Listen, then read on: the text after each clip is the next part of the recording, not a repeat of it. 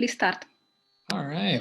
Welcome, everybody, to another episode of VCTV here at LA Token. We're very excited to come today with another great panel of speakers from around the world to provide insights on these ever-changing times as investments today and the venture capital scene in general, along with startups, has been radically shifted into a very dynamic and new reality that seems to be changing on a minute by minute basis versus quarter by quarter. And so we brought some great speakers from around the world to share their insights and also provide you a little bit of education on how to navigate this from all sides of the table. And afterwards, we'll talk with a few startups, hear what they're working on, and also get the chance to ask them some questions as well. And so today we're going to be going over the outcomes of this pandemic. You know, how long will this go on? How much deeper could this go? What could we see come out of this? Where are the opportunities? And then also, what are you thinking as investors? And how can startups navigate this scene? So before we get started, I'd love each and every investor to give a chance to introduce themselves.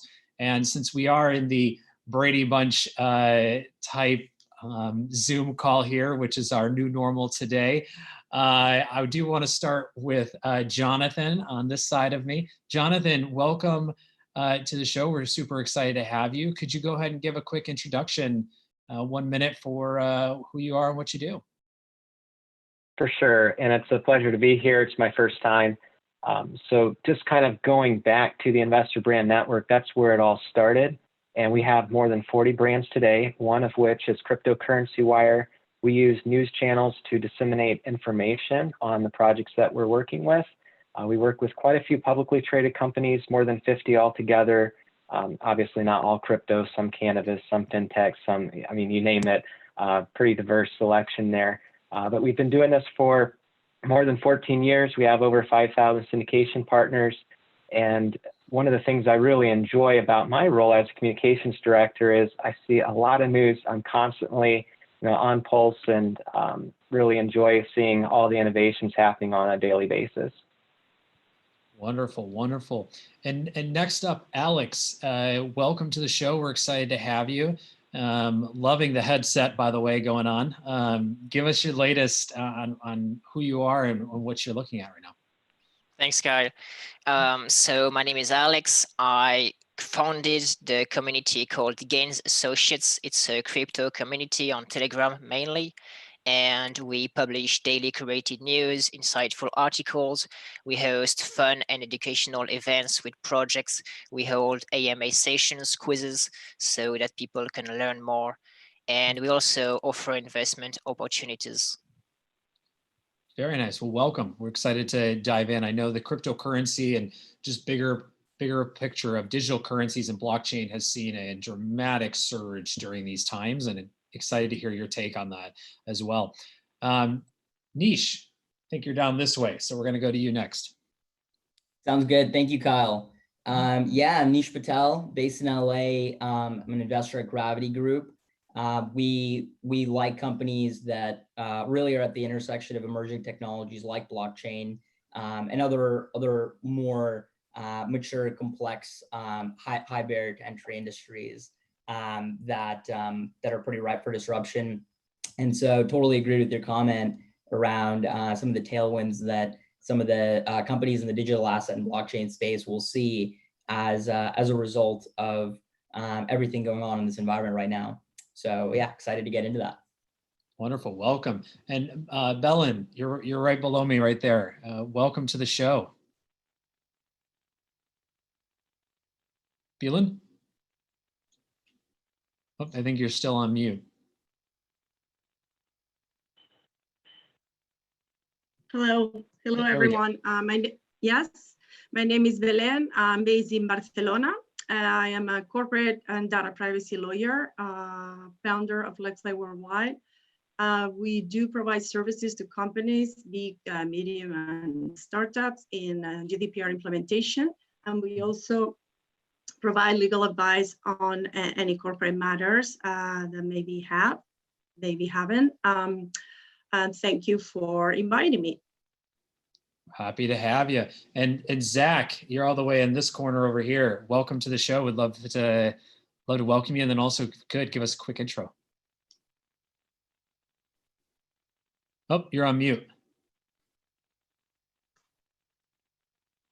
Oh, I think we might have lost Zach. Zach, you're on mute.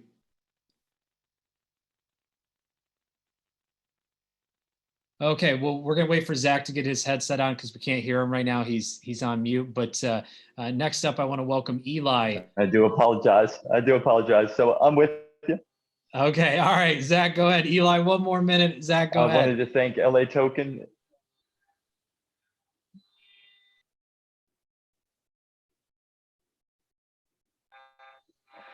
Yes, so I wanted to thank LA Token focus on digital assets and the alternative asset space with institutional investors as well as individuals looking to store value in the current turbulent climate. So we're thankful to be here and look forward to hopefully educating a few of you. Awesome, wonderful. Well, welcome, Zach. And last but not least, Eli, all the way on the far, far corner down there. Welcome. Oh, we got you on mute as well there, Eli. Yep. Hey, Kyle, thank you. Thank you for the invite. Thank you, LA Token. So I love these forums because these really allow a pretty diverse speaker group to share their thoughts and to a very broad audience. So I'm with Bowster Securities and Sutter Securities. We are FINRA and SEC registered broker-dealers and investment bankers and as well as asset managers. So we are based in San Francisco, New York, London, Beijing, Los Angeles. We cover a pretty broad group of industries. I'm the head of blockchain, digital assets, investment banking. And, we look at companies, both private and public, and we focus on providing them access to capital and even access to public markets. So we are one of the leading IPO underwriters for NASDAQ IPOs. And we also focus quite a bit recently on the M&A space for digital asset companies, as several of these companies are not really able to make it on their own, and it really makes sense for them to come together. So we are very focused on the M&A side for companies and projects in the digital asset space. And like I said earlier, we're a regulated entity, so that gives us access to institutional capital and as well as a lot of the strategic capital from the traditional companies that have been quite active in the investment world. So that's what we do. Thank you again. Oh, thank you, and welcome everyone again, and to our community out there. Thank you again for tuning in. We've got a great panel today of speakers. We're going to start diving into now this, investments and venture in the new reality. Everyone, I want to ask you a question here. Each of you are investors like myself, and we're probably talking to other investors as well, hearing their thoughts and concerns. First and foremost, what are you seeing out there as maybe areas of opportunities or shifts in investments? We had traditional markets that were coming in, and now from the private sector, we're seeing a lot of new industries, a lot of new services, and a lot of new products start to see an increase in demand. So as investors, what are you looking at? What's getting you excited? And where are you starting to shift your focus in this new reality that's probably not short term, but probably for the long term? So Eli, I'd love to start with you since you just went last. What are you seeing in reality? Yeah, I mean, we do. We're looking at a global. Hey, Zach, can you go on mute? I think there's some background noise on your side. Do you mind? Thank you. All right, Eli, it's all to you. I think we're looking at a global reallocation of assets. So, investors are still writing checks. They are really, really concerned about what they're writing. They're not funding. Well, I wouldn't say they're not funding. They're more focused on funding real world solutions versus funding technologies, right? It doesn't matter how revolutionary or evolutionary the technology promises to be. So we're looking at, you know, actual practical applications. So I'll give you an example. A supply chain, you know, from top down has been a concern all the way from President Trump down to the guys that are delivering flowers. They're one of my companies. So we're really looking at creating new kind of companies. So reallocation of assets more on the supply chain side. We're looking at on the healthcare in terms of the new biowarfare, so as to speak, a lot of the therapeutics companies. And the way we look at, you know, the whole blockchain, the blockchain is the enabler. So we always focus on solving the real world problems backed by the blockchain plumbing, the digital assets being the actual distribution mechanisms. But you know, gold is definitely everybody's mind, is doing extremely well. So more on the asset-backed securities, but how do you sort of secure them? So the new type of asset-backed securities that are coming out. And then of course, we're looking at a whole overall consolidation of the industry. We just brought on a client that we're going to be backing and investing in. It's doing a roll-up of FinTech payment companies, which is a publicly traded company. So a lot of the projects raised capital, but they never really sort of evolved to the public market, to the traditional investor base. You know, when you go to NASDAQ, when you go to NYSE, you have access to a global retail investor base, which is amazing. And it's a regulated industry. So you don't even need to worry about getting an attorney letter so you can actually sell utility tokens. So from our perspective, that is the migration. And we're true to blockchain, we're true to digital assets, and we're weaving that into the traditional world. But investors are really picky, but they are investing and they're writing checks, and that's what we do on a daily basis. So. Yeah, I think that's a great point. And some of the conversation I've heard too is also focusing on the investments they've had, right? And helping those investments find these types of opportunities where M&A can happen, or additional products or partnerships can happen as well. Zach, same question to you. What are you seeing? What changes are you seeing in this market? And how are you as an investor adapting to this? So I'll be honest, at the current time, our firm for the last 6 to 8 months has seen tremendous value in really storing your assets effectively. So for us, gold, silver, potentially digital assets have been the name of the game.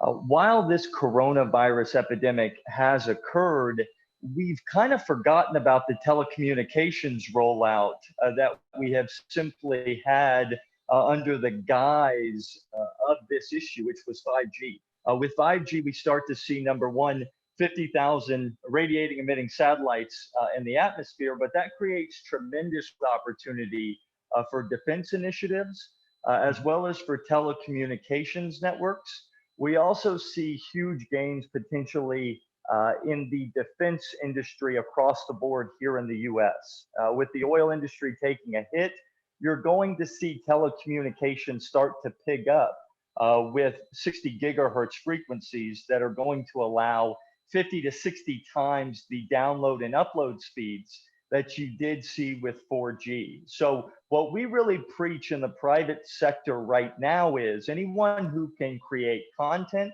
anyone who can provide medications, therapeutics via telecoms are going to be a very hot industry for the next 9 to 12 months. Now, outside of that, we are bearish on hospitality. We're going to be bullish on telecommunications, defense, and aerospace. So if we're going to be clear and concise, that's where we are as a firm. All right. Belen, I want to come back to you last. I've got a big specific question for you. So Nish, I'm going to come to you next. Yeah, absolutely. So I definitely agree that there's a permanent shift in the minds of investors right now, and in terms of allocation decisions. I think certainly industries and companies that are consumer discretionary and really non-essential are going to be very quick to be cut from a lot of corporate budgets and a lot of consumer budgets. I think a lot of what investors have been focused on lately have surrounded really cost savings and automation. I think that is pretty thematic, and a lot of what we focus on is B2B. And so from an enterprise perspective, a lot of groups have had to permanently rebudget themselves, you know, as a result of how impaired the last few months have made them, and largely, you know, kind of the market. So areas that we look into are definitely surrounding supply chain automation or other automation solutions, certainly cyber and remote work technology, and telemedicine as well, and generally more emerging technology application applied to healthcare in general has been, and I think will continue to be, a thematic focus for investors over the course of the next few months. Yeah, I think I would take a bit of a contrarian view to point you made earlier, Eli, in that I think a lot of companies are starting to be very hesitant to tap the public markets for an IPO now, just because there's so much uncertainty in the public markets. There's so much volatility, and I think the lack of certainty around the extent to where the Fed will come in from a stimulus perspective, the lack of certainty around where and how they'll play what contingencies, are all elements that are yet to be determined, and I think will end up driving sentiment for a lot of investors ultimately over the course of the next couple of years and beyond. So I think that there's a lot to be seen, but I think in general, projects that are able to really survive over the course of the next few years are going to be in a disproportionately better position to succeed, really more so than most any other time in history. And Alex, same question to you. What are you seeing on your side? So I would agree with Eli that indeed investors still invest, but they are more picky.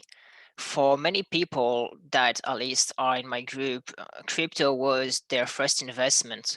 And for the past 2 years, because many of these people came in late 2017 or early 2018 with the massive retail FOMO, they've learned a lot.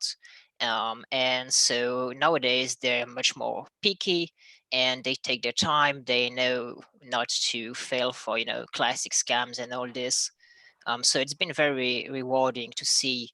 And I would also say that overall in crypto, we're moving slowly away from the Wild West period, which was very exciting and necessary in a way, because, you know, it was lots of creativity, high growth, trying things out. And I think it really helped out strengthening the ecosystem as a whole. But right now, I think we're slowly in an in-between phase, and we're going to be moving towards more regulation, more institutional money coming in, and more rules, of course. I would also agree with Zachary, I think, who mentioned custody. I see nearly every week Coinbase custody announcing support for more assets. And this is obviously a sign as well of the space shifting, because it's not designed for early adopters that are tech savvy and who will know to deal with private keys and who will want to do that themselves. It's either for big institutional investors who will have huge amounts of money and will want some safety, or for late adopters who won't have the technical skills and won't want to bother with details. They will need to have some peace of mind. So yeah, I think we're slowly moving towards a different phase in the crypto ecosystem.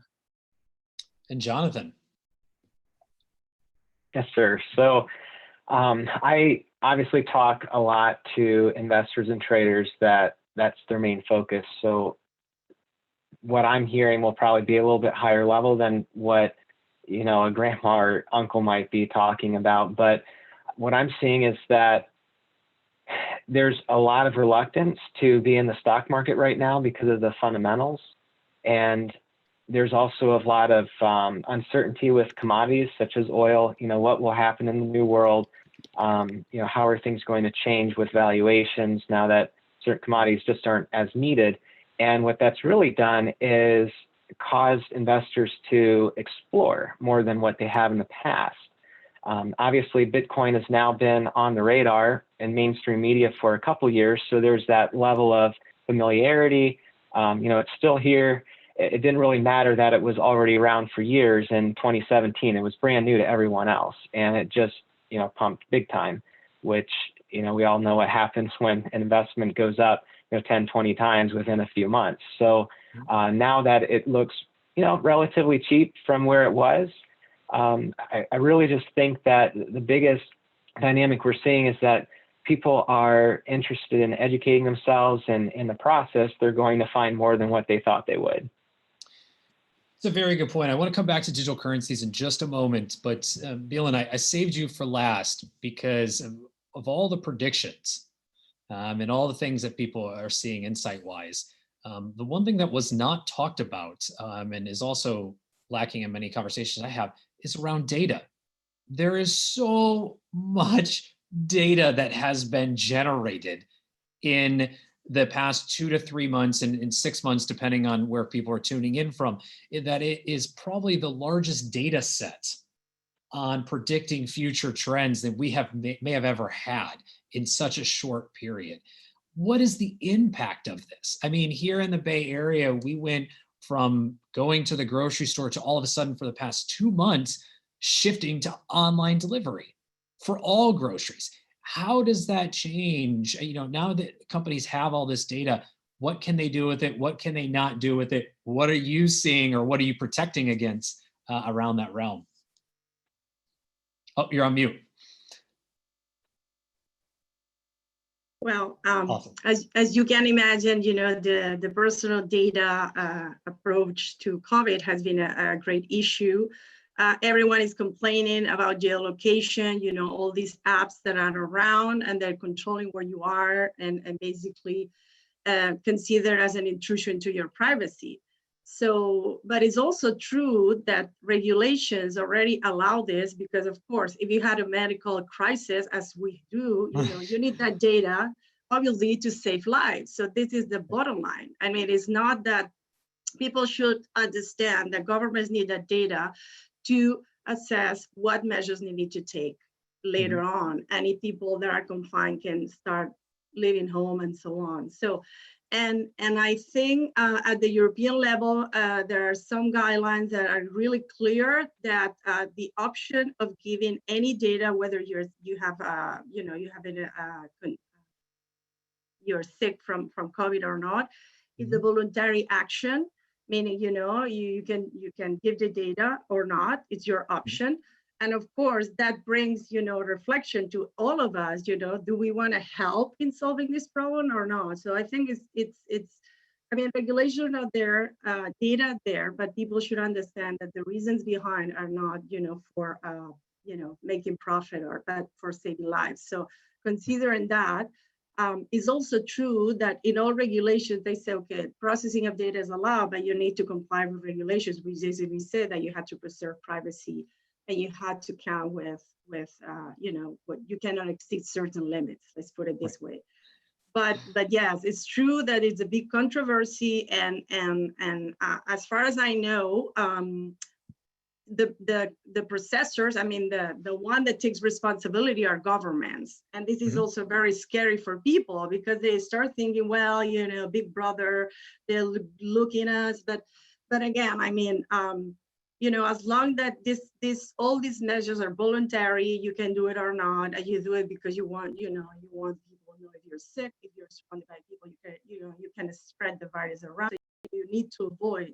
You want to collaborate and participate in avoiding this and bring solutions. I think the regulation covers that. Yeah. So do you see this as a time where, not only does data privacy probably get tightened right, in terms of regulation. But same with identity. But as consumers, we're more open maybe to this data being held by companies. I mean, are you seeing that? Are you hearing anything around that? Yes, I think, of course, this is, as I said, it's a personal option. But what I see is people are able to participate, of course, you know, but there's this second reading of, well, you know, they will keep my data, well, they would put it. But again, you know, I mean, every citizen has certain rights under the regulation. It's just that they have to know it and they have to be informed and they need to exercise them. And they have the right of access, they have the right to rectification, cancellation, right to be forgotten. There are a lot of rights they can use. So giving your data doesn't mean you don't have your rights. It's to the contrary, you can use them. And I think they're conscious of, they're more afraid of what the government is going to do with the data than the fact that they can actually control the data and decide with the data, you know, exercise their rights and make sure. The other thing is the response of the governments to that, of course, because, I mean, there are a lot of exceptions to the right of cancellation and so on. I mean, we have to go, you know, case by case, you know, into that. But I think this is so big, you know, this is you know, everyone has been affected. So I think the less people can do is to collaborate. And from that point of view, I mean, you know, again, it's a personal option, but rights are there. And I think people are worried. People are worried about what is going to be happening with the data after all this it's over. So yeah, that's a concern. Yeah, I think that's a good point. You know, for the now, let's go. Afterwards, what are you going to do? And, yeah, then you know, we'll see.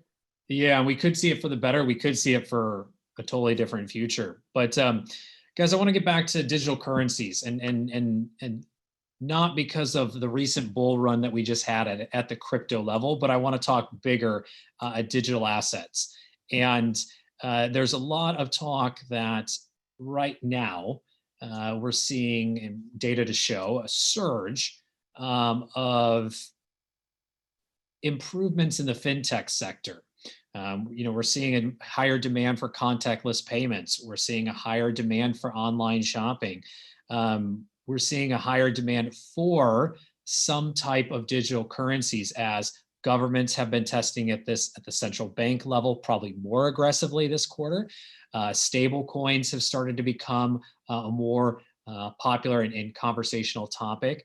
Custody, so now storing that as people begin to take in these assets. Where does this new reality take us around digital assets? Is this something that becomes more mainstream because of what we have happen? Is this something that doesn't change? Would love to hear your opinion, minus the bull run yesterday on Bitcoin. I don't want to get into that detail, but just bigger picture wise, is digital assets, contactless payments, is this world something that just got accelerated because of the new reality that we're in? Jonathan, I'm going to start with you, Brady Bunch style, so go ahead. All right. Well, there's definitely a lot that could be said. And I think the most obvious thing is everybody knows that the world is now shifting in this direction. And I think we're going to see a lot more on the central bank digital security side. And that's when things will get really exciting. But I don't know if you have any specific questions. I don't want to go so broad and end up talking for too long, but that's my first thought. All right. Well, if you give another thought, we'll come back to you, but that's perfect. So Alex, same question to you. I mean, you live this world. You mentioned this in the beginning, 2017, you've been working with people. Is this something we're going to see happen? Right? Is digital currencies and digital assets on a bigger picture, is this going to become part of our world? And has it just become accelerated with what happened? Well, I think it will, if we do see this, I believe it will start with China. China has been the most aggressive country for developing their digital yuan and also putting so many people to work on blockchain in general. They actually started working on this in 2014, which is kind of crazy when you think about it. Overall, though, I think what we're going to see for the global market, at least for a short while still, is it's still going to be fueled by speculation in the rich countries and by a bit more adoption in countries that have more shaky economies, Latin America, Africa, with a higher inflation, 2-digit inflation, where there's actually a real use case of crypto for these countries. But let's face it, in the West, in Europe, in America, in some countries of Southeast Asia, there's not much real benefit to use crypto versus fiat. So I think things are coming, especially for CBDC. Many countries, as you said it, are working on this very aggressively. Of course, it's kind of a game of chicken because they don't want to give out too much information and really say what they're working on, right? Like China has actually been a master at this, the banning ICOs, then lifting the bans and whatnot. And behind the scenes, they've always been very, very aggressive. So you can be sure some other countries are doing the same things, maybe not aggressively as China. So for sure, keep an eye on China, and many people, I think, will follow their lead. And for those tuning in, CBDC, central bank digital currencies, if you weren't aware. So Zach, coming down to you, same question. Yes, so from where we sit currently, we're really taking a look at central banks. At this point in time, I don't think anyone in the traditional or the digital space really knows what the implications of the Federal Reserve shift are currently. So number one, as goes the West, so goes the world. There's a reason why English is spoken on every trading floor in every financial exchange. Aside, I do agree with the China aspect of things. When it comes to totalitarian regimes, when it comes to fascist regimes, they are going to be the quickest to implement, and obviously there is not much getting in their way to implementing fully. The developing nations have a bit of a toss-up. Countries that have any type of ties to the United States, there is one cardinal sin. If you break the dollar, we break your leadership. That's what we've been very thorough with. That's what we've done throughout time. You've seen that with Venezuela and Maduro. Ultimately, Maduro has no ties that we can see to any type of drug kingpins, but he did try to leave the dollar, and that's something that we do not tolerate. So moving forward, it's really going to be, I believe, a split between those totalitarian fascist regimes and where the Federal Reserve goes. If you follow those two leaders, I think you'll get your answer over the long term. I agree. Alex, I saw your message super quick. I know you have something to add, so go for it. All right, yes. I believe the US is also quite worried, actually. There's been like 32 laws proposed in the Congress recently, and some of those were actually specifically targeted at other countries, especially Venezuela and kind of weirdly Russia as well. And the US has a lot of power on many countries in Latin America and other places in the world because they use the dollar. And so I believe they might be worried these countries might gain financial independence using crypto. And so this is also something to take into account. Maybe the US will take some action. It's a good comment. Thank you for adding that. So everyone just kind of got rearranged. I'm going to go to Eli for your comments on this as well. Oh, you're on mute. Yeah, sorry about that. No worries. So I think, the digital assets are definitely where we see things are happening. But I think we need more and more use cases, more adoption. So, we have companies that actually have a lot of merchants signed up, merchant platforms, but the actual adoption at the merchant level is extremely slow, right? So the whole notion is that it's a great, sort of a storage of asset, but how is it to transact? And that's really where we need to demonstrate in terms of consumption that this is fluid consumption. And that's really where, as I mentioned earlier, a lot of companies have failed or not delivered on the initial promise of mass distribution. And that's really where the integration with the traditional system, traditional platforms come in handy. So, people, we believe, are not going to stop using the traditional, sort of currencies and move over to digital currencies. I think there needs to be sort of a hybrid. And we are backing a couple of companies that actually are doing that in a very traditional sense, prepaid telephones, into mass, mom and pop shops, 30,000 plus, into bodega styles, both domestically in the US, I'm in San Francisco, but, all over the Latin America as well. So I think it'll be a gradual rollout, and I think we need to find more and more of the convergence that would take the digital currencies and convert that into the into the actual last mile, of the last, sort of the last inch, so as to speak. Most of the people don't really see a need for it, right? So they don't care if it's digital or it's traditional. I think what we need to do is really, how is it solving a problem? So versus being loyal to digital currency, we have to think about what problem is it solving, and really how do we make it easier for them to be able to do what they want to do, and then utilize this as a solution. Absolutely. I think we're going to start seeing that. There's some stuff we'll talk about offline that I think was coming around that. Nish. Yeah, no, absolutely. I definitely agree with the sentiment that, I think blockchain done right is when you can't tell that there's, blockchain at all. Like, I think, people Right. don't really, think twice about how their HTTP protocol works when they, get on a website, get sent a URL.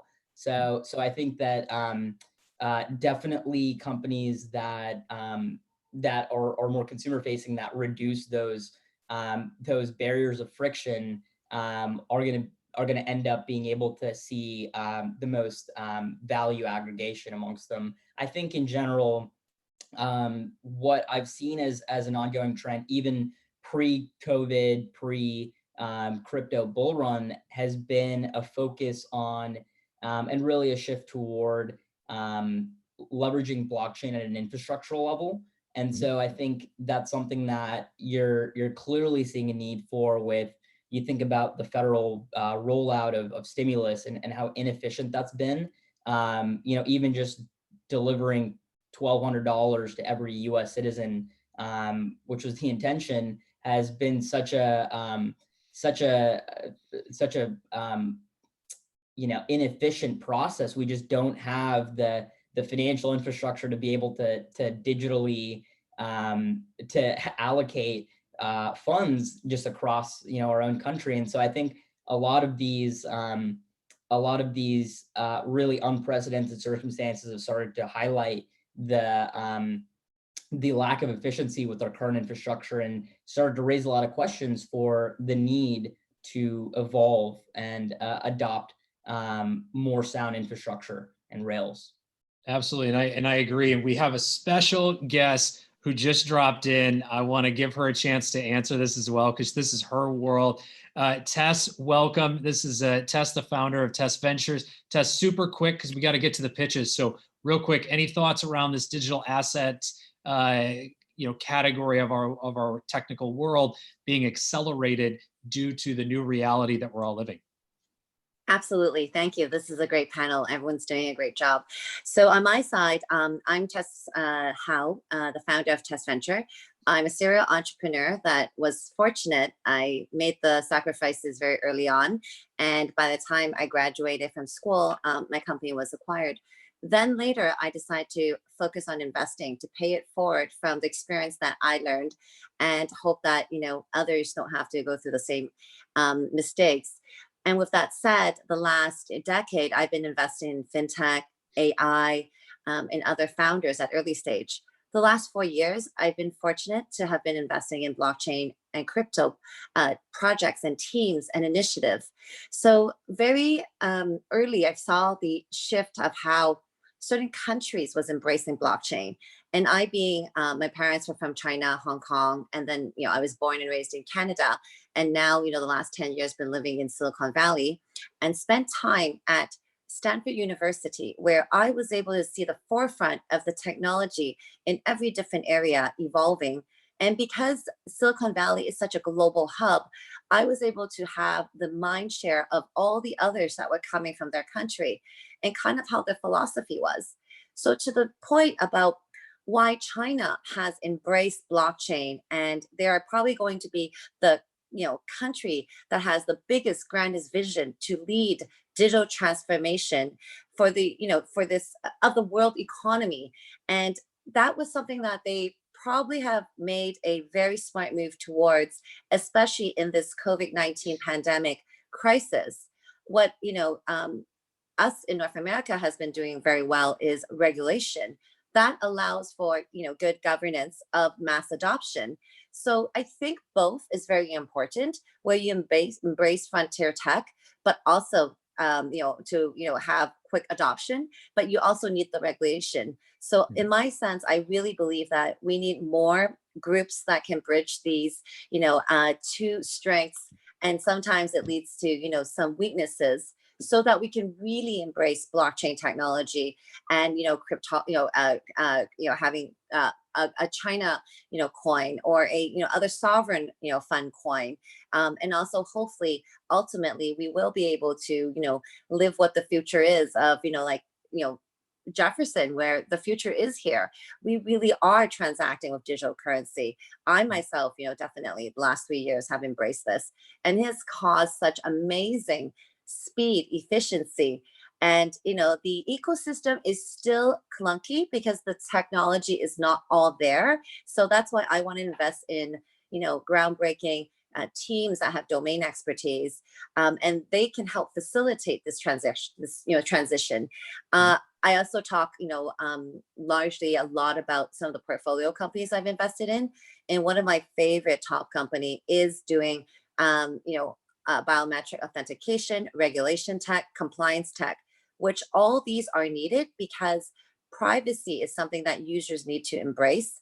I'm a big evangelizer and a big believer in privacy, and companies have to be more responsible in how they adopt this. So therefore, I think, we, in the meantime, technology that helps facilitate this so that companies can have best practice and governance, so that users can be protected and feel safe.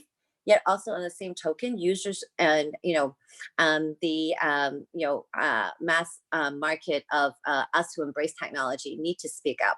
So therefore, hopefully, with all these pieces and my moving the needle a little bit in this area can help facilitate this transition into digital currency, and that's blockchain adoption.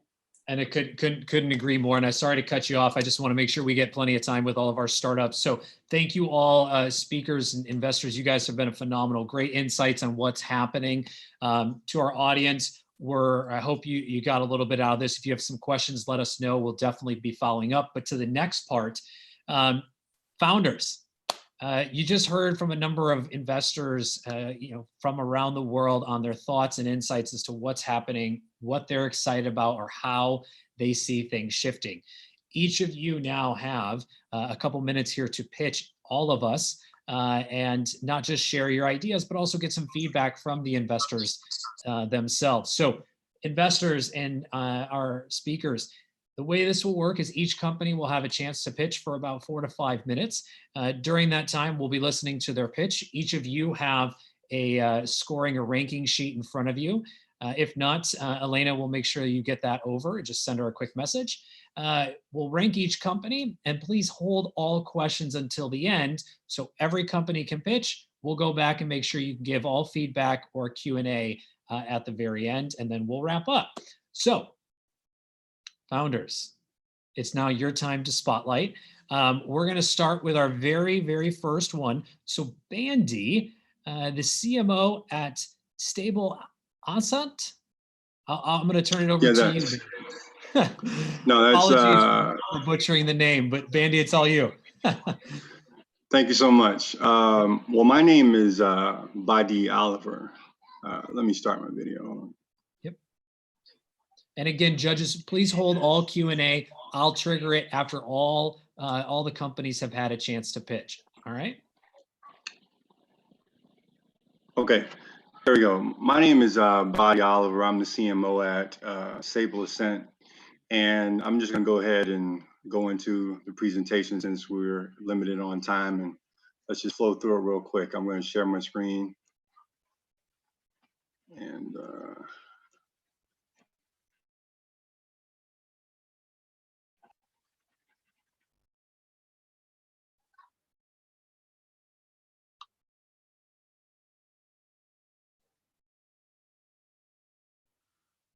all right, so the name of our company is Sabbleassent Coin Corporation. And what we are is a digital token for the global ecosystem and the global Black community. And first thing I'm going to talk about is the problems. Problems with the African diaspora is, the first is globally, Blacks have the highest population of unbanked. The next is the Black worldwide have the lowest capitalized of business funding, and Black communities have the lowest amount of currency circulation other than any ethnicity. So what our solution is to provide a digital wallet system built on blockchain technology and an API to connect all Black-owned businesses worldwide. And what we're doing is we're creating a global platform and an exchange for our coin to connect all Black countries and all Black communities. Our emphasis is positioning our stablecoin in major communities and countries to create a collective economic system. So what this slide does is it talks about, Blacks spend a lot of money around the world, Black communities, 1.5 trillion in 1999 up to 5.3 trillion in 2020. So we have a basic business model. And what that business model is we have a digital wallet system and a prepaid debit card that will transact in our digital currency, SAC token 1. And, basically, how does our system solve problems that are out in the community? First thing is it's built on a blockchain platform. What we're doing is we're going to provide products and services and educational opportunities, entrepreneur opportunities, where people can work for our coin, people can actually exchange products, goods, and services.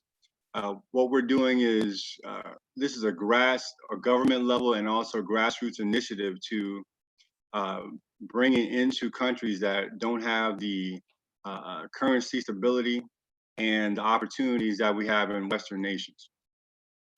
And there's some other tokens out there. When I'm talking to investors, there's obviously the big coins that are traded on exchanges. A coin is traded in Africa, and that's, he's a celebrity. And also there's companies like PayPal and so forth. But one of the things that our coin is focused on is community development.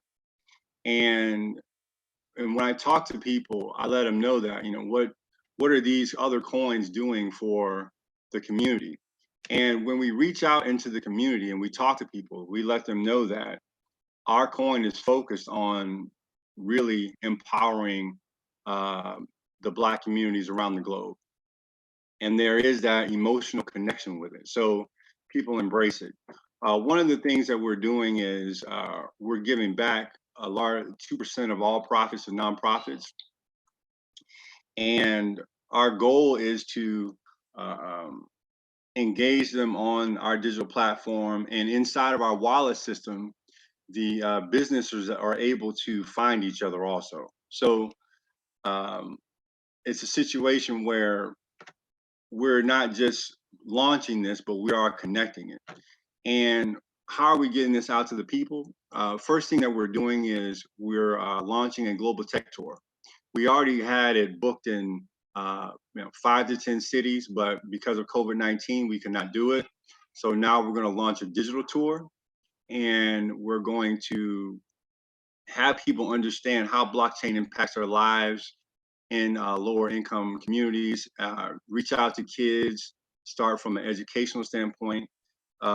Phase 2 of our company is the launch of Sabbleassent's API. And what we're doing right now is we're engaging Black businesses around the globe to sign up on our platform. And we're creating a database of these businesses to give them the opportunity to transact on a level. And so we've already partnered with about 500 businesses that have basically said yes, and the number grows day by day. Our reach through our partnerships, as far as on the African Union, as far as the Black Trade Associations, we have about 100 million people in our ecosystem that we're about to launch to. And just to kind of let you know, this is my business partner, Daryl Speaks. We kind of do a combined effort where he's speaking at the UN in front of global leaders about blockchain technology. We just had an event in front of the whole African diaspora from Brazil all the way to Zambia, where he was a keynote speaker, where he talked about the digital world and how Africa's moving forward. We go and speak at conferences all around the country, and we're just trying to get notoriety for who we are. And here's our team, basically. This is our CEO, this is me, CMO, and our 2 lead tech who are leading the project right here. So thank you so much. I really appreciate the opportunity to present, and the floor is back to you. If anybody has any questions, please let me know. Thank you very much. And we'll get those questions to you here in just a few minutes. Next, I want to move on to Andrey, the CEO at Joys Digital, to begin the next pitch. Hello, everyone. Thank you for giving me the floor.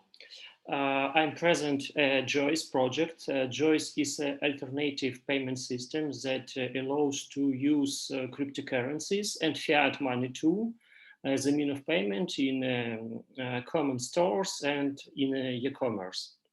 Our main goal is to create a new kind of infrastructure for the digital assets that we have in the world, and connect as many as possible cash register in the infrastructure, and we share this infrastructure for the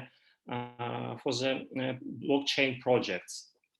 Today we have a lot of cryptocurrencies, but we cannot use it in the mean of payments. Many countries today want to create its own payment infrastructure, but they cannot do it. And currently existing solutions have some restrictions to give this. Our solution for the countries where we don't have a good legislation in the cryptocurrency, we divide financial flows. Cryptocurrency exchange it to the fiat money in the jurisdiction where it's legal. We have a company in Estonia with crypto licenses, and in a country where purchase made, to Norway only fiat money. And today is a time, you say about the FinTech, we need a new infrastructure, we build it today. We create infrastructure that allow use to any digital assets for the transactions, for the turnover in the mean of payment, etc. We have today a huge community that already use cryptocurrency in their everyday life, and we want to give part of the from e-commerce and retail market. We have some competitors, of course. We look for Visa with Plate. Visa buy a startup plate that allows to connect direct link between bank accounts, buyers and sellers. And MasterCard signed the agreement with the Danish project Nets. Nets give abilities to create immediately transactions using electronic, not digital, but electronic money. And I think that BitPay and Bakkt can be start our competitors, but not competitors right now. Today, we support all international bank standards. We can work with any liquid and not private digital assets and tokens. We can work with currencies, fiat money too. And what is it main? our project already start. We connect 30 retailers before the pandemic and to know the first transactions. How we do it? We integrate our payment model direct to the cashier software. No additional equipment, no additional software needed. We involve payment model to the cashier. And today we have infrastructure, we have some integrations with international and the Russian cashier. We have an open API and we have our open application that work as a POS system.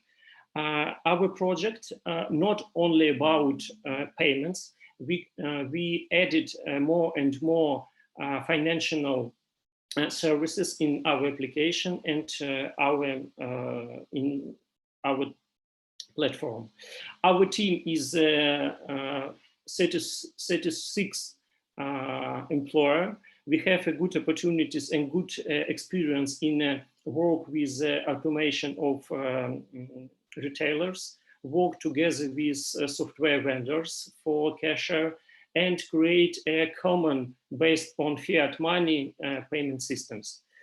We're looking for, firstly, for the partnerships in different markets and for smart money and smart investor too in our platform. Right now, we invest $1.5 million and we're looking for the same for the 10% in our parent company. Thank you. That's all. Thank you so much, Andrey. Again, judges, you should have a scoring card in front of you. Make sure that you are scoring each and every one of these companies, saving your questions to the end. Valentin, the co-founder of Techmatch, you are up next. Hello, everyone. Can you hear me? Loud and clear.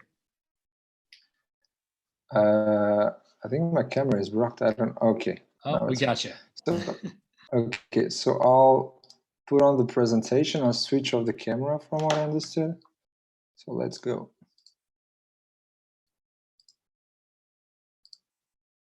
And tell me when you see the screen.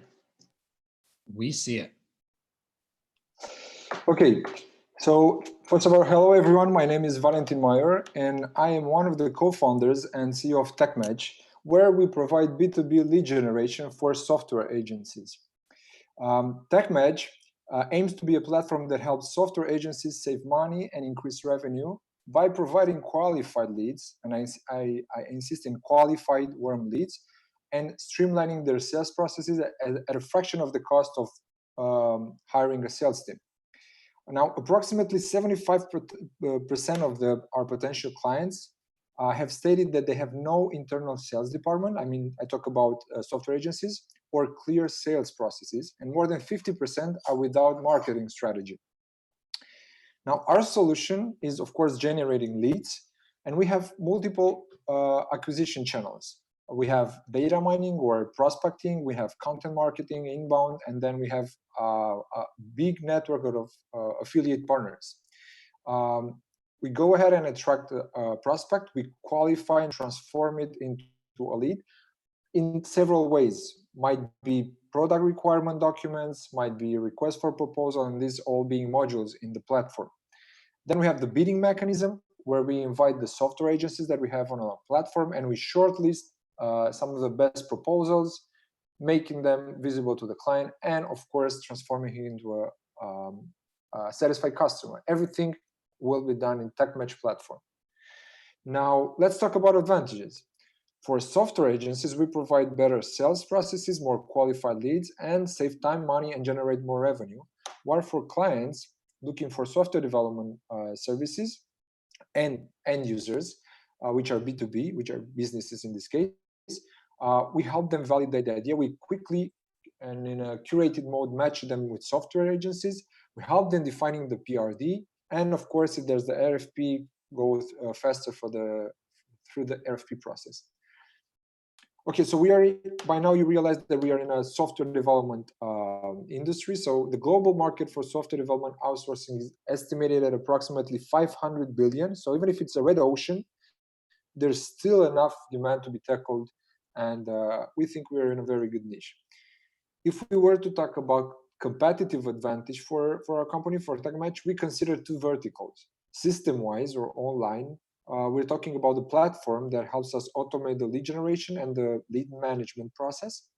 And business-wise, in the, let's say, offline, we are developing a contract-based affiliate network so we can reach high-level executives, Series A, and startup MVCs. Now, the previous statement regarding our professional network should be more obvious if we were to talk about the backgrounds of the three co-founders, which is me, Valentin Maior, my partners Mircea Vădan and Ștefan Căritar, which I invited to Google to see our reach and our visibility in the network, in the tech network. Each of us with over 10 years of experience in software development, product development, and building startup and tech ecosystems. Now, going to our business model and revenue model, we have currently tested and validated 3 monetization channels. One is monthly subscriptions for software agencies for different services, consultancy also. One is lead generation through success fee commission, and we have tens of companies have already signed with commission-based contracts. And for the end users, on-demand consultancy for creating, for example, PRDs. Our go-to-market strategy involves developing a global affiliate sales network, content marketing, and strategic partnerships. We also had events, but with the COVID, we kind of ruled them out. What we've done so far, as we started last year in March, last year we attracted 400K euro in the pipeline for our partners, which are software agencies, 2 ongoing sales consultancy contracts, which generates monthly recurring revenue, alongside the commissions that we get from the leads we generate, and 30 plus affiliate partners in Europe and US, plus sales representatives that are part-time working in the following cities, in Paris, London, and Nuremberg. From a business perspective, we've developed partnerships with IT clusters and tech communities globally, like Cool Startups, Startup Grind, Transylvania IT, and Romanian IT, which help us access over 1,000 cities around the world. We've got 15 leads so far. I was talking about the 400K. We also did connections, so interest directly ended up in discovery workshops with clients from Monaco and UK. And I was mentioning also the PRD that we created for one of the leads. From a financial perspective, we've been operational starting last year with a 36K euros grant, and starting this year, we're also generating monthly recurring revenue from our sales consultancy-based contracts, on top of the commission that we're doing while after generating and placing the leads to a partner, where we perceive a 10% commission out of every lead that we generate on a 3 years period. Our roadmap includes driving new more than 50% qualified leads, approximately $1 million, expanding our affiliate network in the US and in Europe, onboarding more than 200 software agencies. We currently have 50 signed, and launched the platform and streamlined the processes. Okay, so what about the team? First of all, we have the founders and 2 full-time employees, and our cap table is divided in it's divided in between 3 persons. I own 80% and my partners each 10%, and we've reserved the pool of 10% for board of advisors and our employees, first employees. Currently, we are looking to raise 75K for approximately 15% of the company, which we are looking to use this way. Expanding the tech part, so that going for the MVP launch of the MVP. On the operations part, where we have software licenses, because we're connecting to a lot of API endpoints for prospecting, expanding our sales team, and marketing, and well, we had also events. Yes, that would be all. Thank you very much. Awesome. Thank you, Valentin. Alexander, the founder and CEO at PlatinumDEX Limited. You are up next. This will be our last founder to pitch, and then judges, again, continue to make sure you're getting your scores in, saving your feedback for just after Alexander pitches. We'll go back and get all your Q&As answered. Alexander, are you ready? Yeah, I am. Can you see the screen okay? Not yet. I just have your picture up. Okay. Why is this? It's all right.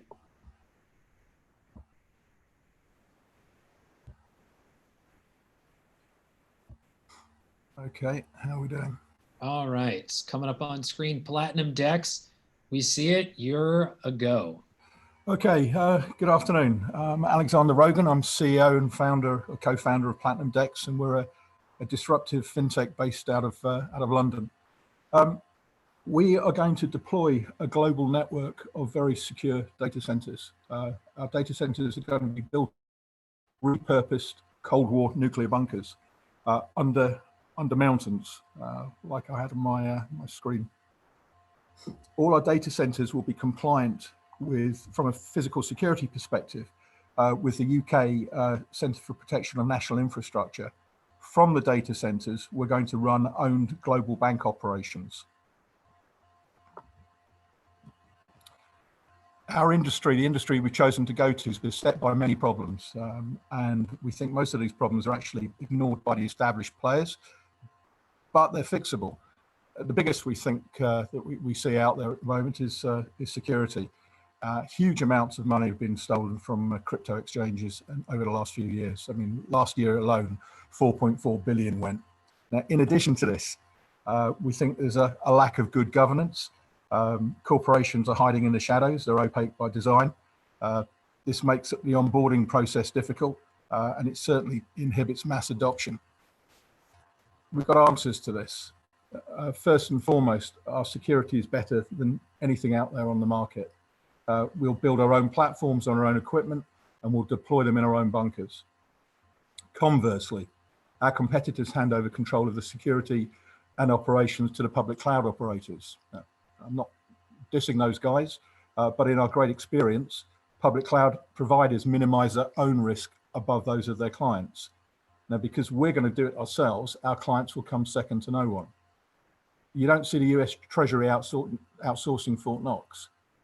It's the US Army and 1,000 tanks surrounding the gold storage facility, not AWS or Microsoft or any of the other big public tech companies.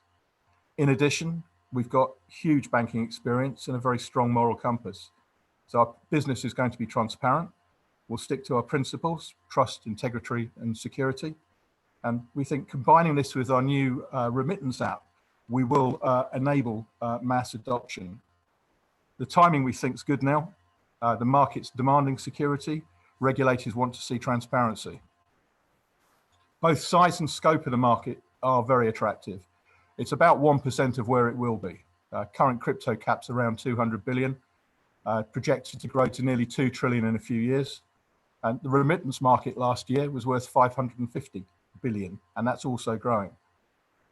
What's really interesting and very helpful for us is nation states, banks, big tech, they're all entering the market, they're driving interest, and ultimately they will aid mass adoption, which is the panacea for everybody in this market. We are entering a very competitive ecosystem. It's dominated by a number of exchanges, although it is expected that some of these will be legislated out of existence. We're seeing a lot of activity by global regulators.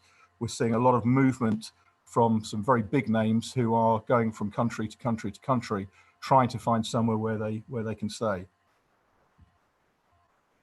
We're going to deploy our app. This is going to enable clients to send currency globally at a fraction of current costs. It works with all of the social media messaging platforms. It's very, very easy to use. And we think that's going to be a real boon to attracting new people into the market. We've got our bank coming out, the crypto exchange, and we will be offering a secure custodial service for digital assets inside the bunkers. That will lead on to us providing hosted digital services for businesses, not quite up to government level, but certainly those who want to secure the digital assets in the most secure place possible, again, all from our bunkers. We took a first principles approach to building the business from the ground up, the rationale being it will bring sustainability and growth. Johann Gutenberg, the inventor, John Boyd, military strategist, and philosopher Aristotle all applied this, this first principle approach. Aristotle defined this as the first basis from which a thing is known. So we really did drill down deep into what the market wants, what the market needs. Nobody embodies the philosophy more than Elon Musk. So we think we're in pretty good company as far as that's concerned. Our intention is to sell equity to an investor, for a return on investment, annual dividends, and a share in our IEO, which we're looking to do on the LA token platform. We plan to raise 4 million seed funding, 20 million in the IEO. We anticipate an investor enjoying a 2.5 million dividend in year 1. Revenue year 2, we're projecting for 64, and the growth 9% per annum. Overall, we think growth is promising. The crypto market is growing.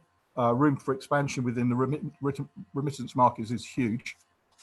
We've got a massively experienced team. The core has got hundreds of cumulative years experience. We're from banking. We've got directors from Deutsche Bank, Rothschilds, ING, Greenbank, etc. We've protected critical national infrastructure. Our CIO was prior CIO at the White House looking after Presidents Bush and Obama. So we think this is the most experienced management team of any similar product today. We'd like to invite investors to start their due diligence and join us on what promises to be an exciting and disruptive journey. So thank you for your time. Thank you very much. All right, judges, make sure you get all of your scores in to Elena, who will start to tally them up, and we'll announce the winner of the pitch competition shortly after we wrap up with feedback. I want to start feedback back at our very first company. So Badi, I have a question for you. Project looks exciting, but what is your plan for marketing and onboarding users outside of just attending events? Where are you thinking about, and how do you think about going to market? Great question. Our first strategy is we have a online database of every Black business in the country. We have relationships with the U.S. Black Chamber, where they have over 100,000 Black businesses. We have every leading major organization in the United States that deals with Black businesses. They are ready for our technology just to launch. Dealing with the Caribbean, Africa, we have countries, we have contacts in the African Union that are, awaiting our process. So on a mass level, we have that ability to onboard businesses. Also on a grassroots level, we have people, we have global ambassadors in each country that are on the ground, that are influencers in their direct area, that are also doing marketing as far as on social media and on their perspective, whether that be on television, radio, in their respective countries, in their languages, contacting individuals, boarding them with the onboarding process and so forth. So I didn't really get into it, but we have a very strategic approach to bringing aboard Black-owned businesses, influencers, and other people that are interested in our mission and our currency and our technology. Great, thank you very much. So Zach, any questions for Badi here, or any feedback? Yes, so my question is more around your competitors. So I actually, funny enough, my nonprofit Simply Give helped launch Acoin's funding mechanism for their ultimate MVP. How do you ascertain that you can potentially compete with both the big name and also the head start that Acoin has had in front of your business?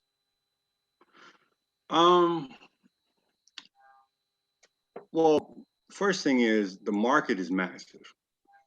So we're talking about, billions of individuals. So as far as market share wise, there's enough market share where we can add 40 different companies in that space and still have huge amounts of success. I don't know how on a community level, Acorn's focused in the American marketplace. We have a global reach, and I know Acorn is more focused in Africa. We have reach in Africa also, but we also have a large following in the United States also. So our focus is to connect the two. Our main focus is to create that bridge between the United States and Africa and show that connectivity. So where he has a head start, the market's so massive, and our focus is a little bit different, where we're focusing on Black-owned businesses. I don't know if Acorn's focus is Black-owned businesses, and that transactability and the connectiveness of those Black-owned businesses around the globe. So yes, he has a head start, but our focus is a little bit different.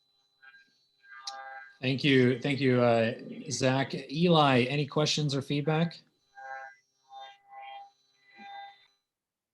Yeah, guys, sorry about that. So one second. I think I like all the pitches. I'm going to go at a global level, but I'll basically give certain comments, especially the last presentation.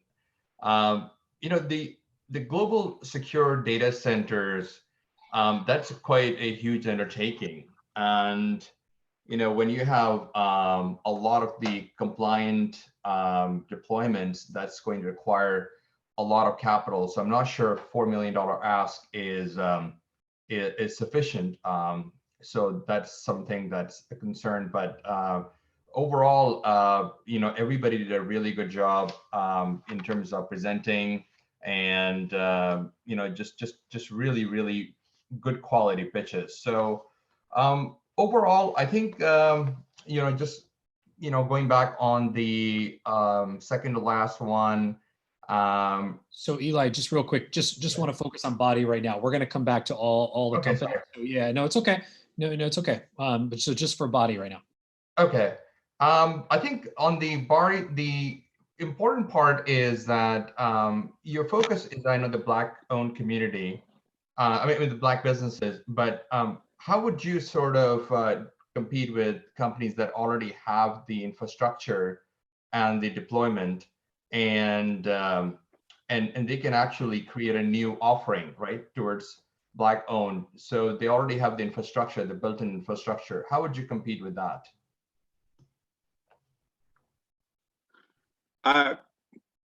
Your question, it was breaking up a little bit. Can you ask it really quick? I'm sorry, I apologize.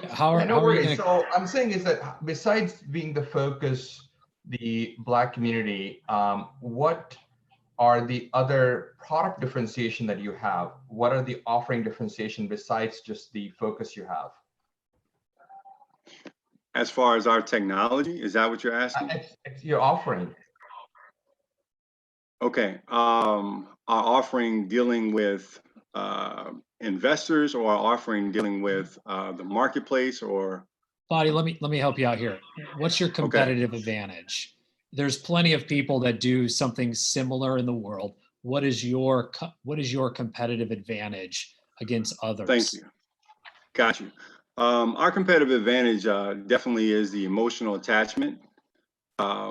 And the competitive advantage also is none of these companies are really giving back to the community.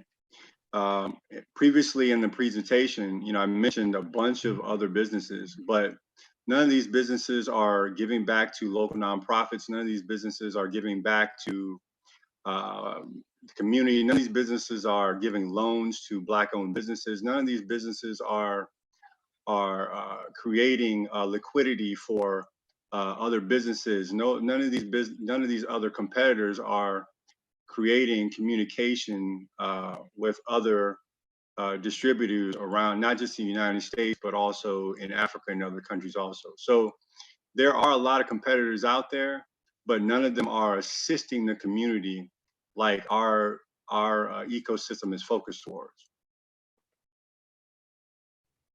Okay. Awesome, thank you. And I want to get over to Belen. Belen, any questions or feedback for Badi?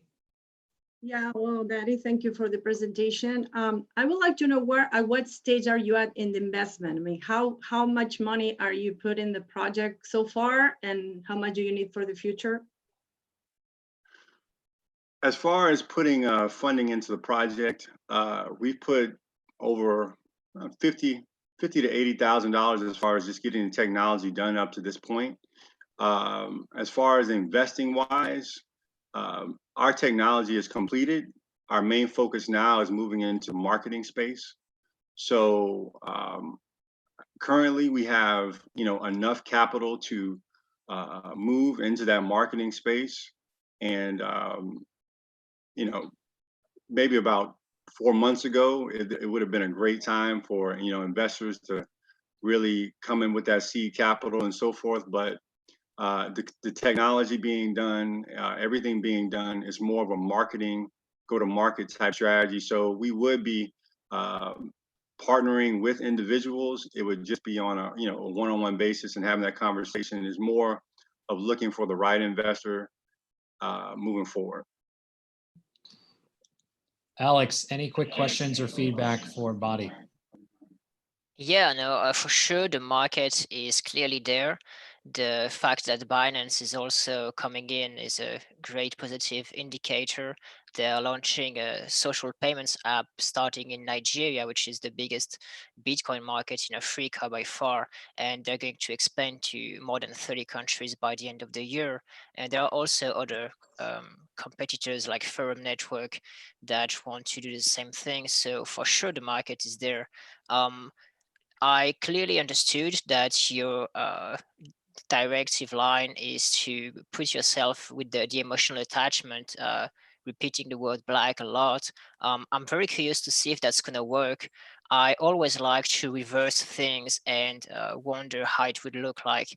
If you were to appeal to the white community or something, it might look a bit weird, but I think it's a good niche. The market is definitely there. And you seem to have good contacts for sure. So curious to see how you're going to do to compete with the players that have a head start. No, absolutely. I appreciate your insight. And I think it goes back to the size of the market. When you look at the African market being as the largest amount of unbanked population, I think it's about bringing, people that need something, a solution. And, our focus has always been to really bring individuals who need a solution to let's bring them this solution. So, hopefully we can have some success with that. Great. Nish, any quick feedback or quick questions? Yeah, no, thanks for sharing that, Badi. What I'd love to hear your take on is, what are your thoughts on the sequential nature of your go-to-market strategy? Who are you going to be looking to target first, and how do you see that branching out over time? Our go-to-market strategy first is the onboarding of Black-owned businesses. And from there, what we're going to do is we're going to launch our API, and we're going to allow those businesses to transact on our global network. Currently, our API is probably a week from getting completed. And like I said, we're playing the long game, and we understand that through creating the systems and processes, we'll make sure that we're going to do that. So after we have that connection, the businesses are transacting on our global network. Then from there, we're going to incorporate bringing on nonprofits, bringing on the consumer base, and educating the consumer base how to transact. We are going to launch our global tour, where it's an educational based tour, where we have speakers in different areas, blockchain, different areas of technology, celebrities, where they can engage and talk about how individuals can put themselves in a better situation. We have coding classes that we're launching also to really lift the bottom line, you know, to really bring people up and from a grassroots level. And Tess, and any last comments or feedback, super quick for Badi, as we Absolutely. want to get to everybody else as well. Great, thank you. So thank you for your presentation. I, as an investor, firmly believe emerging markets is very important, whether it is Southeast Asia, Latin America, or Africa. And that's the reason why I was, FinTech is the key area that I also focus on. That's why when blockchain, this technology actually became widely, more established, I embraced it. So with what you are doing, helping bridge, using technology to bridge what we can solve those pain points that's happening in Africa, and being able to also share the best practice of what we're doing here, I believe that your vision was very clearly expressed. What I do think is important is if you can share a little bit about the strategy towards how the, I would say, acquisition cost is going to look like, because that itself is social, where we want to understand as the investment that comes in, how is that burn rate going to be managed? And then as an investor, we'll love to be strategically helpful to you so that we can think through how you can raise more capital at a more amplified, accelerated speed, and bring in strategic investors or strategic advisors. So Badi, the question is around acquisition costs. So bringing on customers, what does your acquisition cost look like bringing on new customers? A great question, and thank you for helping out. My internet went out for a second. It's all good. As far as no, it's good stuff. Acquisition cost, great question. Dealing with acquiring new customers, I want to say, moving into the market, that's probably going to be our hardest niche. I'll be honest, because you're having to educate individuals that are doing something that they're not used to doing. In some markets, especially in the American markets, overseas markets are less than, they're kind of ahead of us in certain areas. So dealing with that customer acquisition, we are totally going on an educational based platform where we are targeting individuals, like I said before, and really starting on from an influencer level and bringing on those individuals and trying to move them in the right direction. So from a customer acquisition standpoint, I would say that is probably going to be our toughest bridge and hurdle. And definitely from a marketing standpoint, and investors coming in, I can see that would be a great asset for us to move forward, because I think that's our biggest hurdle. Awesome. And Andrey, I want to make sure everyone gets a chance to get some feedback to Andrey as well. Alex, any comments or quick questions for Andrey as well? Thank you, Badi. So at first I wasn't sure to totally get it, but I think you're offering to be at the end, it was clearer, to be an open API for business and integrate at the vendor level. So I would be curious to know which companies you've already integrated with, since you said you have 36 people on team, already invested 1.5 million. What have you done so far with all these people and money? Thank you for the question. Today we integrate in all solution in Russia, in CIS countries, and some countries in Europe and Asia. We cover full HoReCa market, and we have integrations to the online cashier. We integrate with banks, and huge money taken build financial and jurisdiction system. And we have our own liquidity. It's $1.5 million involve this our liquidity. Okay. And firstly, we create an MVP, tested on the market. After that, we rebuilt our system. We did some pivot in our project. It's take a time and money. Yeah, for sure. And do you have an idea about the daily volume that's processed through you right now? Sorry. How much volume are you seeing daily processed through you? we start work before the pandemic, and we process, I think, about not more than 100 transactions. But in our platform, we have exchanger, crypto exchanger. And today we have and more money flow. It's more than 100 euro today. 100,000, sorry. Yeah. Big difference, 100,000 versus 100. So yeah. Big, thank you, Andrey. Eli, any questions for Andrey? You're on mute. Just an FYI. Thank you. No stress. Andrey, really good pitch. Thank you, Kyle. I mean, you guys have done a really good job and building it out. You have, of course, invested quite a bit of capital, and your transaction volume is very impressive.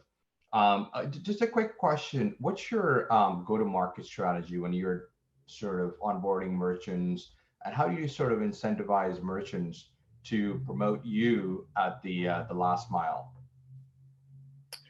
We have a different ways. Firstly, we built our agent system.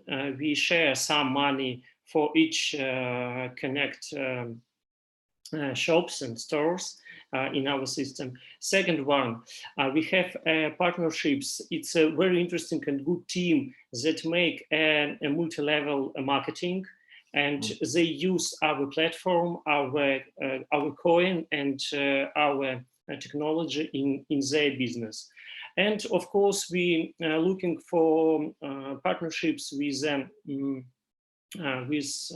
companies in local markets that have good opportunities and for scale, for involve more and more shops in the local market.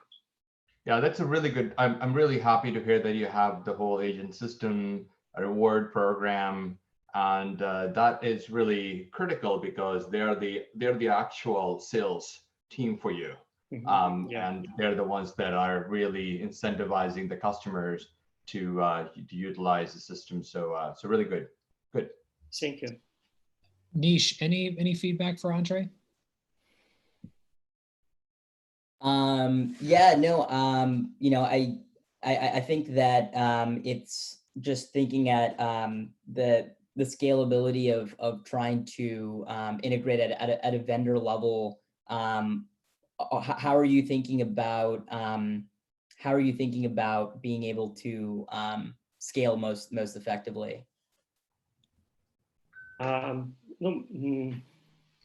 Most a very interesting question. About our technical scalable when vendor create a new version and after that upgrade software of cashier, our model technically can work in this in this cashier. We have opportunities and relationships with some banks who today is acquiring by the business cards, and we have a good proposal for such banks to start work with digital currency. And with our payment method, we use a QR code. It's like a WeChat Pay or Alipay. It's very interesting for them in a common fiat market too. This is Reece. Great. Tess, any feedback for Andrey? Yes, thank you. That was a great presentation. Again, all the presenters did a great job presenting the vision. I would love to, maybe I missed it, but I would love a little bit more clarity in terms of current amount of funding raised and what is the target amount of funding that you would like to raise. And do you have any notable investors or advisors that's helping you do some of this heavy lifting? Because that helps investors understand who else is on the team, so that when other investors jump in, they know who they are going to be complementing and potentially working with, especially if they have domain expertise. No, today we have an investor, and right now we're looking for money. Firstly, for the scale our product, our project in different markets. And for us, it's very important who is investor.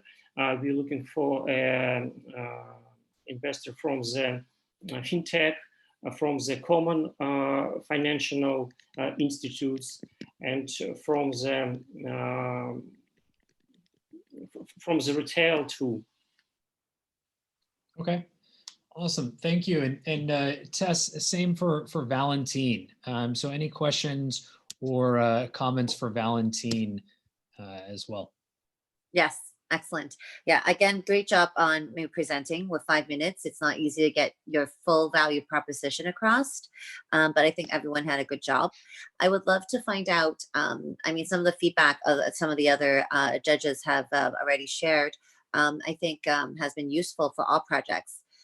For yours specifically, I'm always, again, interested in understanding funding needs, funding raised, and also, the customer acquisition cost, because that part is so important, because understanding historically what was raised will help us give an idea of how the team has executed, and then what you need now will show us, what use of proceeds is targeted and how you use those funding.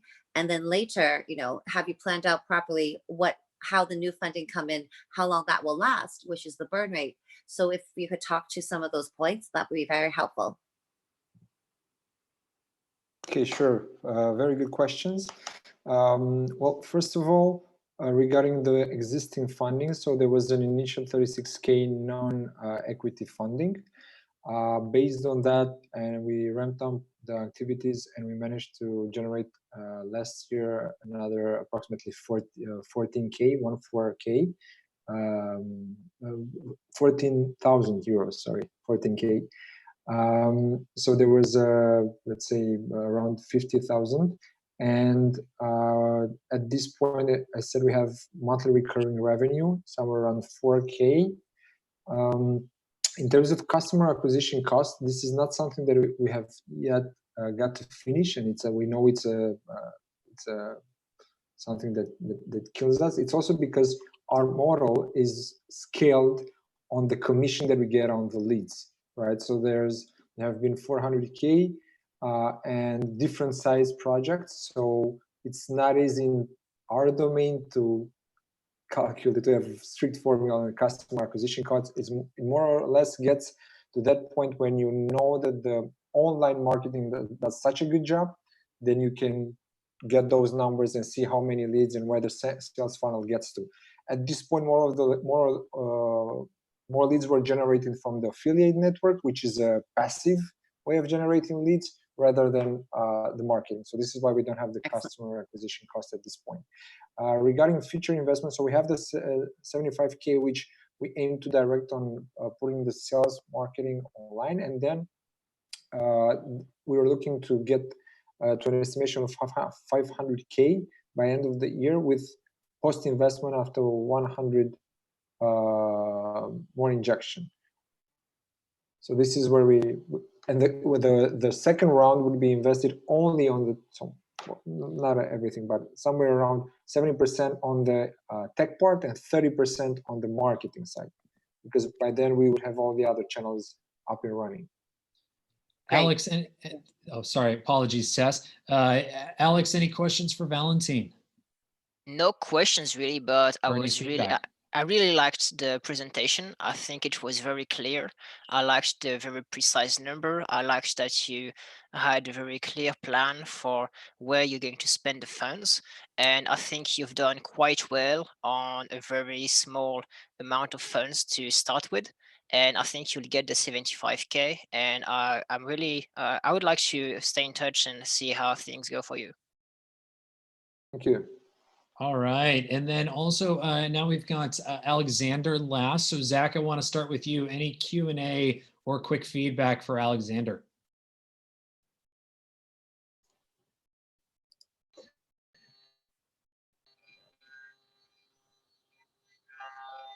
Yes, Alexander, I wanted to give underground bunkers the advantage and also the additional cost that those bring on, and potentially the trade-off that you're seeing amongst investors in that interpretation.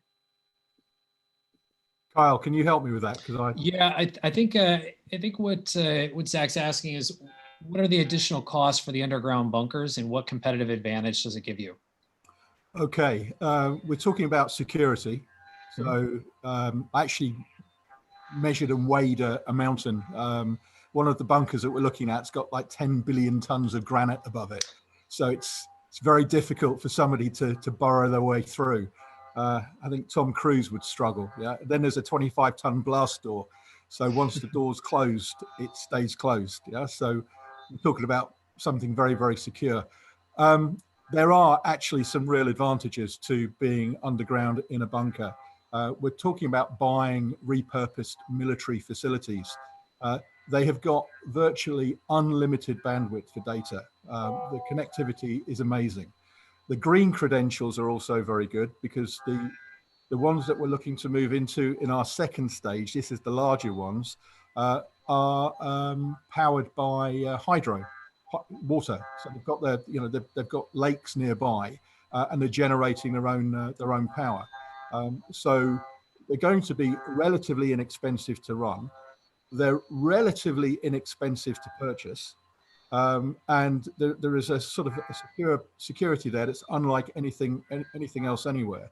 Now, one of the things that in the 5 minutes I had that I couldn't really dive deeply into was the custodial service that we're talking about. Now, when we achieve our aim and we are in three or four countries on 2 or 3 continents, we're going to be able to split the keys that are being entrusted to us and spread those across a multi-jurisdictional area. So the game plan there is that we can provide protection to our clients for a sovereign debt crisis. So if the money is in crypto, and if the crypto is spread across a number of jurisdictions, we think it's going to be very difficult for somebody just to dive into the bank account and help themselves. I'm sort of thinking about what happened in Greece, Iceland, and earlier perhaps in Russia. So there are obvious advantages, we feel, for being under a mountain, and the fact it's not just under a mountain, but it's across a number of countries as well. Nish, any comments, questions for Alexander? Yeah, Alexander, thanks for sharing. How are you thinking about your user acquisition strategy and being able to showcase the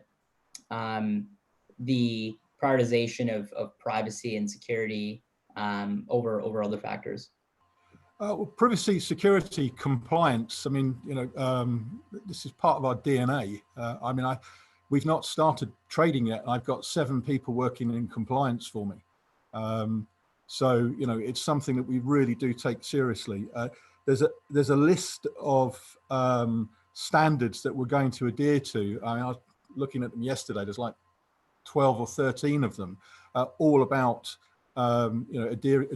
sticking to GDPR, things of that ilk. So there is legislation out there that we can embrace and we can work to, that my team have used day in, day out. I mean, we've got this wealth of experience from banking and from security. So that aspect, I think we're pretty comfortable with. In terms of and that's providing that level of surety to our customers when we move forward.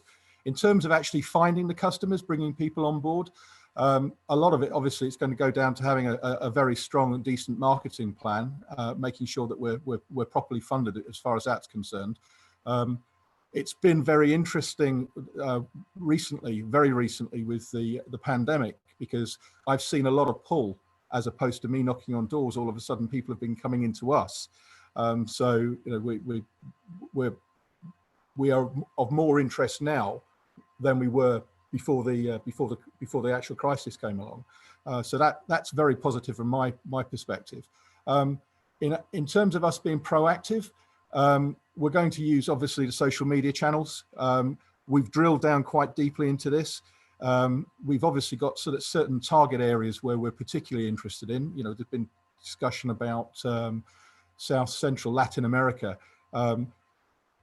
People there are already embracing crypto. You know, they've got the currencies. They need somewhere that they can put their money safely or trade their money safely. So the app that we have, we think that there'll be a big take up in those areas. There is a marked cost differential between bringing on a customer, say in Venezuela, and there is one in the European Union. It's an order of magnitude cheaper. And if we drill down even deeper than that and actually start looking at some of the channels, like if we use Telegram, then again, the costs just drop dramatically. Our pessimistic analysis of take up on the app was some 250,000 users in the first 3 months. Now, the intention, the strategy is we bring the app out first. We get people used to transmitting their currency from smartphone to smartphone very, very quickly, very, very cheaply. If I have the app and I want to send you money, you've got to have the app. So it kind of drives itself, we think. We get 250,000 users or even 125,000 users.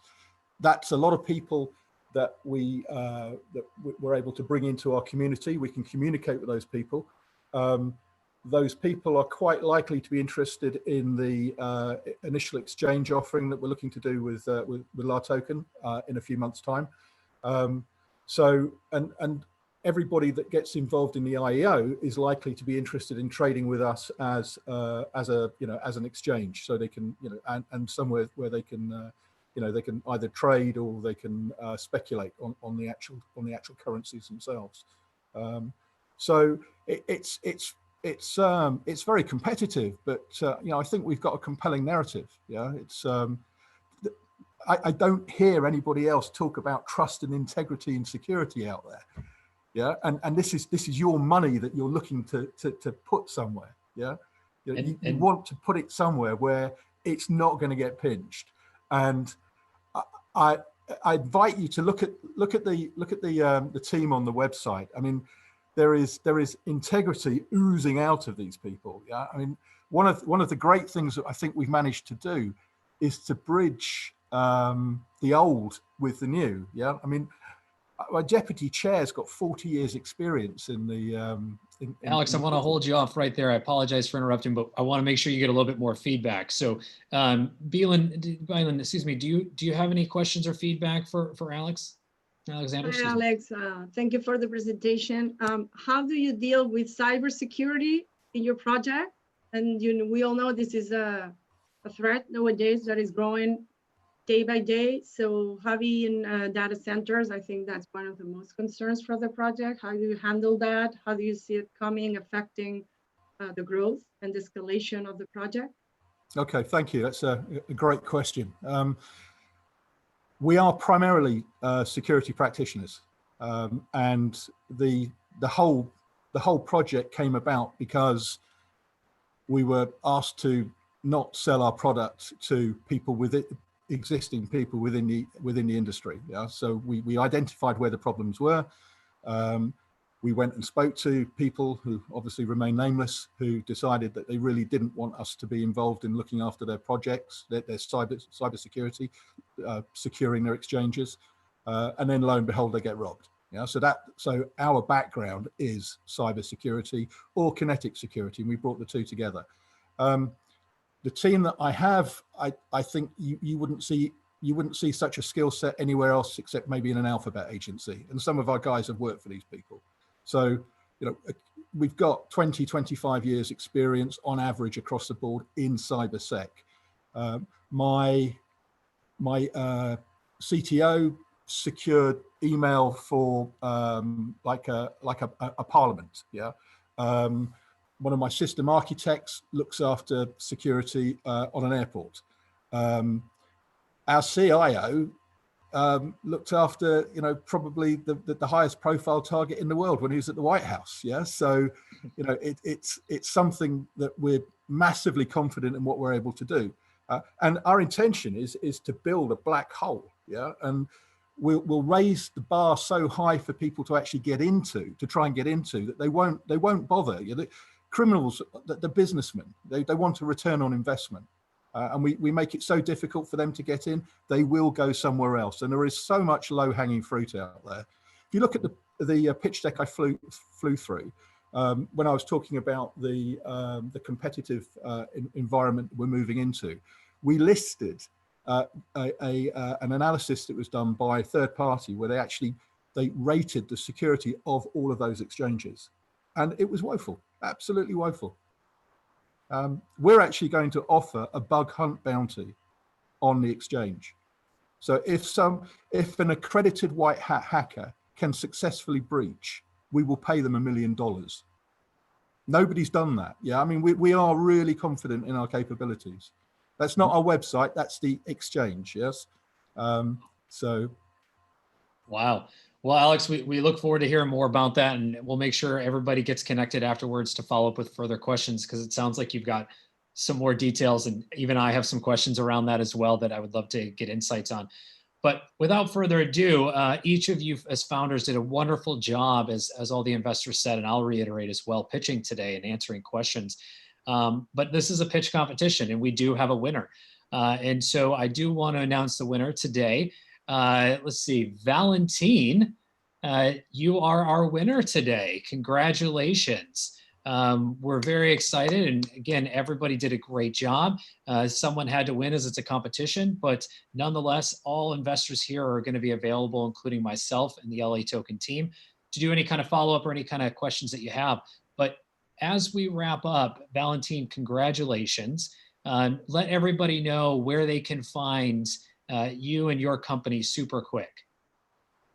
So first of all, thank you very much. This is a very nice surprise. So I'm reachable at valentin@techmatch.eu, and our site is www.techmatch.eu. And I'll be glad to share more of our plans, and because we have a very clear roadmap. So yeah, reach out, don't hesitate. I've already connected with the founders on LinkedIn. Looking forward. Thank you very much.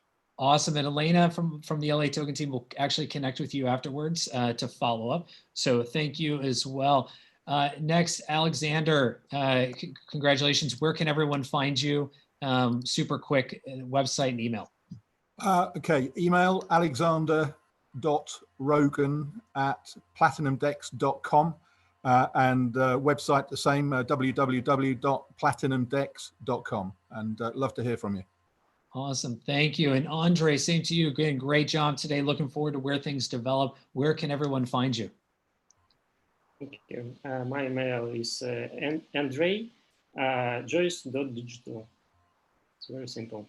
Awesome. Simple and easy. Appreciate it. Badi, last to you. Thank you again for participating. Where can everyone find you and get in touch? You can find me at admin@Sabbleassent.com. And you can find our website at www.Sabbleassent.com. Awesome. Thank you very much. And to each and every one of our speakers and investors out there today, want to give you a chance to give a quick shout out. Eli, let's start with you. Where can everyone find you?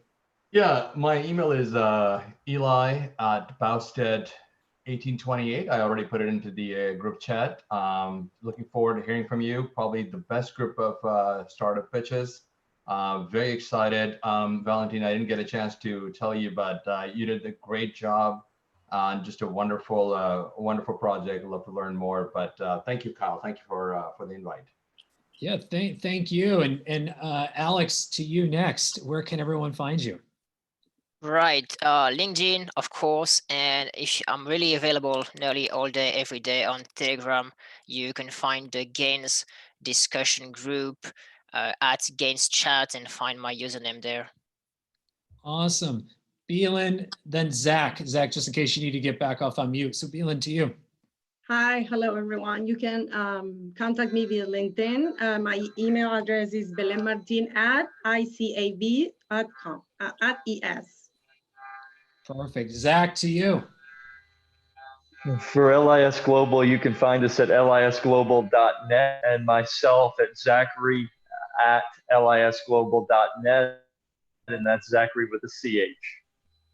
All right. Nish. Yeah, absolutely. To learn more about Gravity Group, you just go to gravity.group or. Oh, you fell on mute. Try again, round 2. There you go. Sorry guys, if you want to learn more about Gravity Group and what we do, you just go to gravity.group. But otherwise, I also just listed my email in the chat, so feel free to reach out.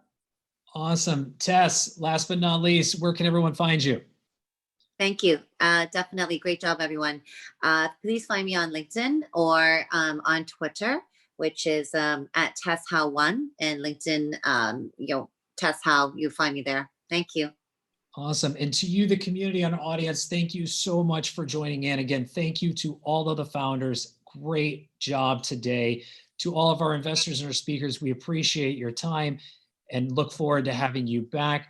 I'm Kyle Ellicott with LA Token. This is VCTV. We'll be back here next week with some new startups and some great panel of investors and judges. Thank you and have a great day.